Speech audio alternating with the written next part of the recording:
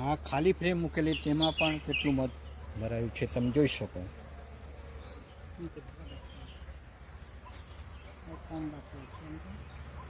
હવે એક આ કોમ ફાઉન્ડેશનવાળી જે શીટ અંદર કોમ ફાઉન્ડેશન આપણે મૂકીએ છીએ. વધારાના બીજા પૂડા નથી એટલે આપણે આ રીતે કરીશું એમ.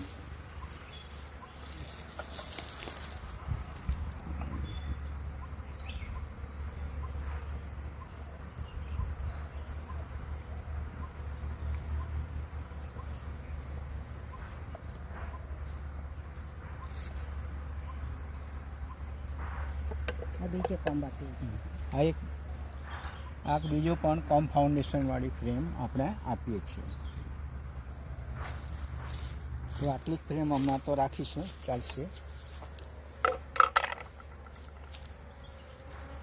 હવે આપણે આ ઉપર જ રાખવાનું નથી. આ સુપરને એને બ્રૂડ ચેમ્બરની ઉપર મૂકવાનું છે.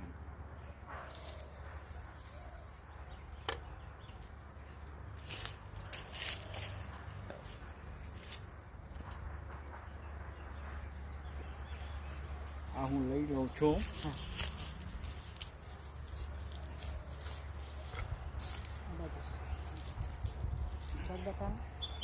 આ તમે જોઈ શકો એ મચ્છી ભરેલા છે સુપરના ફ્રેમ. બીજું પણ તમે જોઈ શકશો.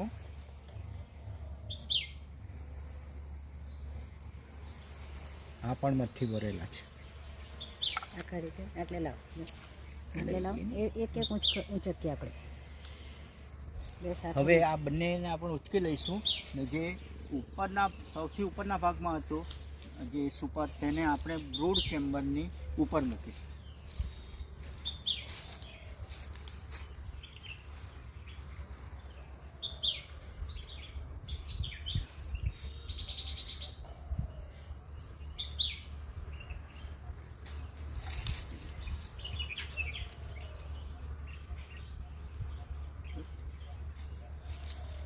હવે આ બંને જે સુપર છે મધથી ભરેલા તે આપણે ઉપર મૂકવાના અને જે ખાલી ફ્રેમવાળો જે સુપર છે તેને બ્રૂડ ચેમ્બરની ઉપર મૂકવું. એવી રીતે કરી શકાય. હવે આપણે બંધ કરી દઈશું.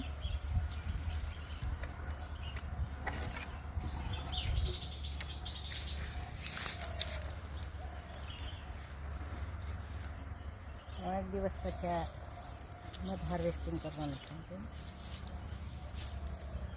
હવે 4 થી 5 દિવસ પછી આ ઉપરના બંને જે સુપરો છે તે સુપરનો મધ આપણે કાઢી શકીએ.